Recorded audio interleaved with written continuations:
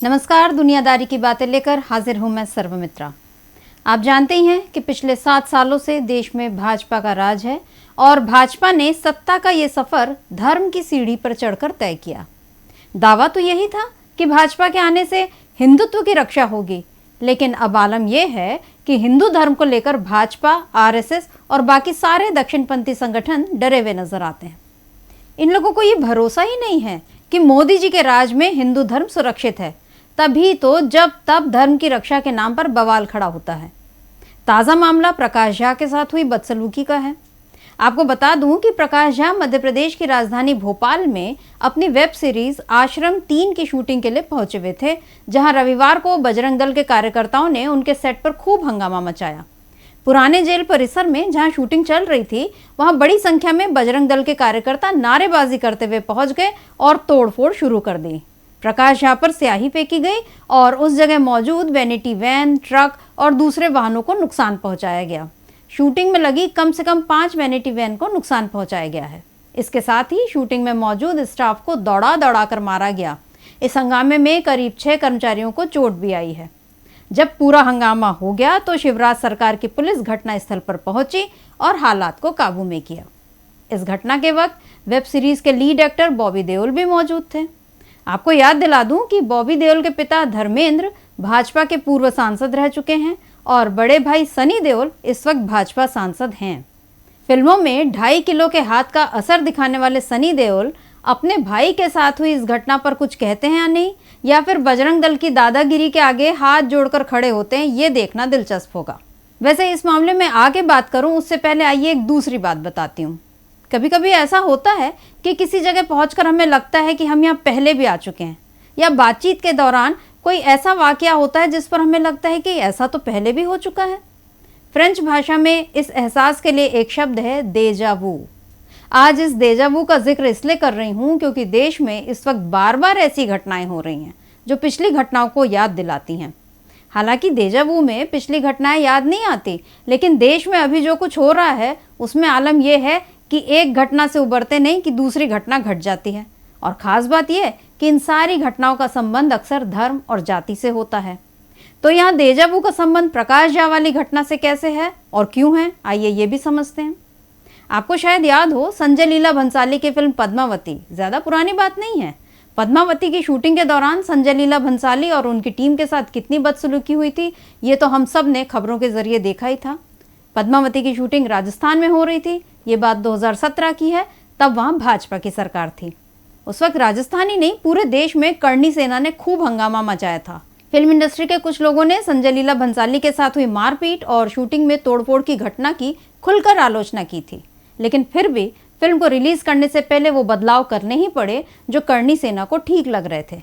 तब मोदी सरकार को आए हुए 3 साल ही हुआ था और कहीं ना कहीं ये उम्मीद बंधी हुई थी कि अभी हिंदुत्व और संस्कृति के नाम पर जो बिना बात का हंगामा खड़ा किया जा रहा है वो दाल रोटी के सवाल के आगे शांत हो जाएगा।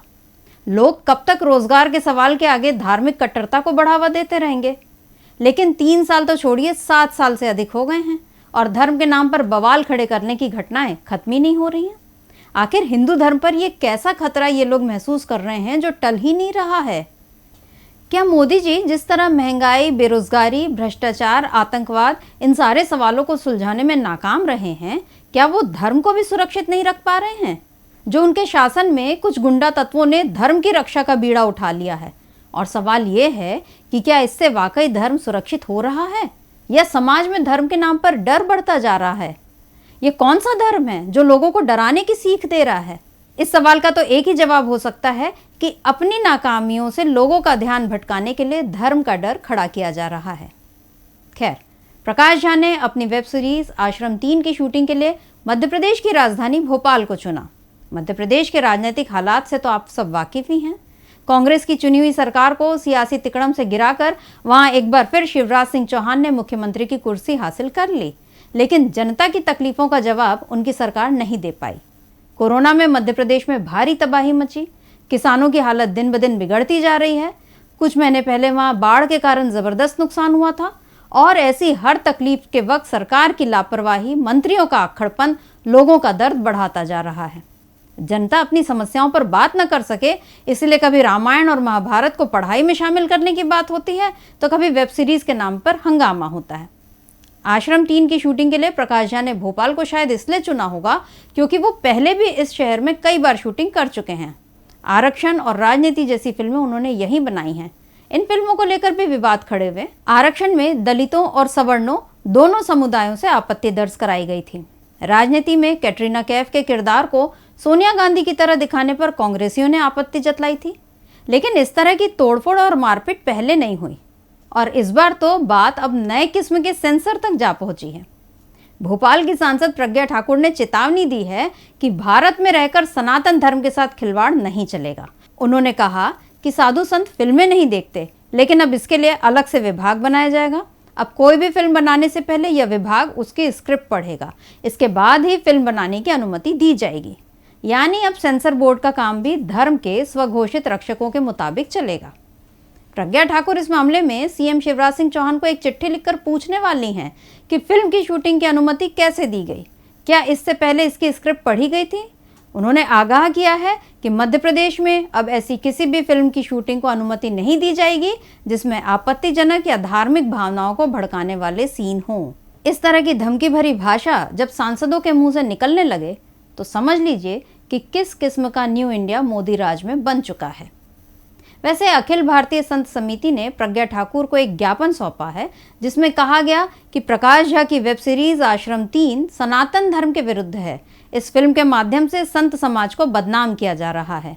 समिति ने कहा कि इस सनातन धर्म में आश्रम का क्या महत्व रहा है यह हमें किसी को बताने की आवश्यकता नहीं है।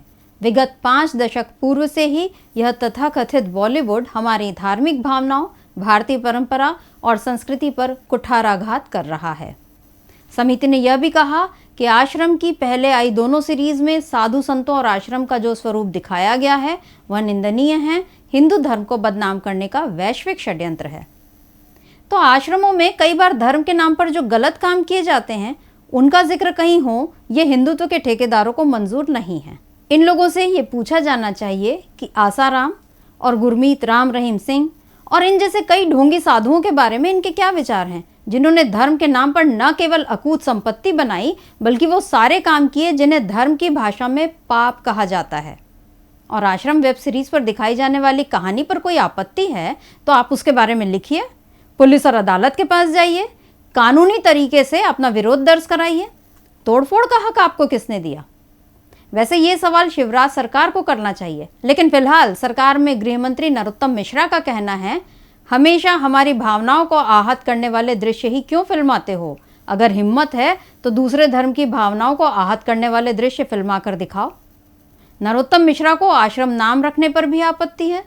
गृह मंत्री होने के नाते उन्हें राज्य में कानून व्यवस्था दुरुस्त करने पर बात करना चाहिए, मगर वो प्रकाश झा पर ही सवाल उठा रहे हैं कि प्रकाश झा को भी विचार करना चाहिए कि आखिर ऐसा क्यों हुआ।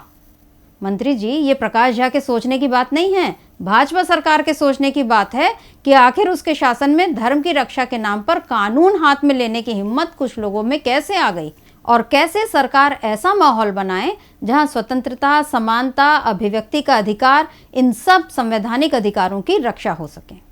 तो आज के लिए बस इतना ही। देखते रहिए डीबी लाइव। नमस्कार।